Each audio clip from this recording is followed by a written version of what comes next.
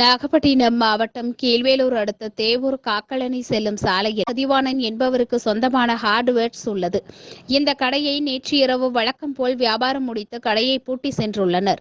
இந்த நிலையில் வழக்கம் போல் காலை மதிவாணன் கடையை திறந்துள்ளார். அப்போது 2 கல்லாப்பெட்டிகளின் சாவியை எடுத்து கல்லாப்பெட்டியை திறந்து அதில் இருந்த 1,00,000 ரூபாயை மர்ம நபர்கள் எடுத்து சென்றுள்ளது தெரியவந்தது.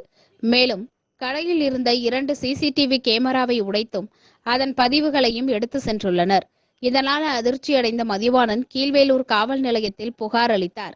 புகாரின் பேரில் காவல் ஆய்வாளர் செந்தில்குமார் தலைமையிலான போலீசார் கடையில் நேரில் சென்று ஆய்வு மேற்கொண்டனர். கடையின் பூட்டுகளை உடைக்காமலே மர்ம நபர்கள் கடைக்குள் சென்றதும் கடையில் இருந்த கல்லாப்பெட்டி சாவியை எடுத்து கல்லாப்பெட்டியை உடைக்காமல் அதில் இருந்த பணத்தை எடுத்து சென்றுள்ளதும் தெரிய வந்தது. இதனையடுத்து கைரேகை நிபுணர்களை வரவழைத்து ஆய்வு மேற்கொள்ளப்பட்டு வருகிறது. நாகை அருகே பூட்டியிருந்த கடைக்குள் மர்ம நபர்கள் புகுந்து பணத்தை கொள்ளையடித்து சென்ற சம்பவம் அப்பகுதியில் அதிர்ச்சியையும் பரபரப்பையும் ஏற்படுத்தியுள்ளது.